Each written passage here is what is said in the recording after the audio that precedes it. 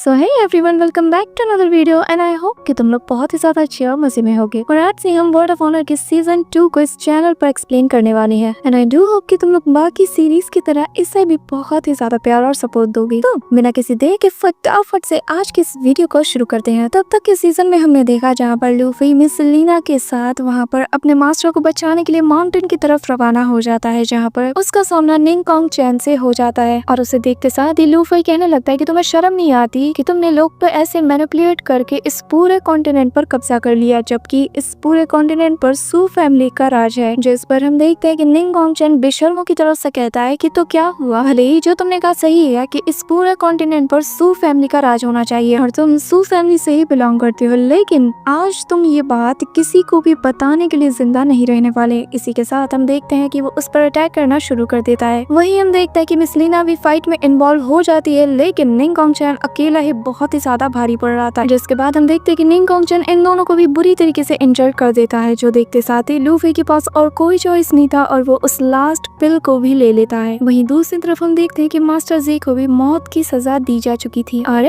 आगे तो हमारे एपिसोड की स्टार्टिंग होती है और हमें उसी माउंटेन का सीन दिखाया जाता है जहाँ पर निंग कोंग चैन और लूफी मौजूद होते हैं। यहाँ पर लूफी ने उस पिल को लेते साथ ही पूरी तरीके से पागल हो चुका था। उसकी आईज रेड हो जाती है और वो सीधा दौड़ते हुए जाकर अपने पंचेस में पावर को जनरेट करके एक जोरदार अटैक निंग कोंग चैन पर कर देता है और उस एक हिट से ही हम देखते हैं कि निंग कोंग चैन समझ चुका है कि ये लड़का पहले जैसा नहीं रहा। इसी के नेक्स्ट सीन में हम देखते हैं कि लूफी वहाँ पर जानवर की तरह उछलते हुए उस पर अटैक करना शुरू कर देता है और फिर निंग कोंग चैन उसे पकड़ते साथ ही हवा में दूर उछाल देता है। लेकिन इसी दौरान हम देखते हैं कि लूफी अपने बहुत से शैडो क्लोन्स को बना लेता है और फिर सभी क्लोन से ताबड़तोड़ इस पर अटैक करना शुरू कर देता है, जिससे निंग कोंग चैन अपना एक शील्ड बनाकर डिफेंस करता है कि तभी हम रियल लूफी को देखते हैं, जिसकी नजर जैसे ही मिस लीना पर जाती है वो उसकी तरफ जाने लगता है। उसे अपने थोड़े थोड़े सेंसेस फील होने लगते हैं और फिर वो मिस लीना की तरफ बढ़ने लगता है। इसी दौरान हम निंग कोंग चैन को देखते हैं जो कि कहने लगता है कि मानना पड़ेगा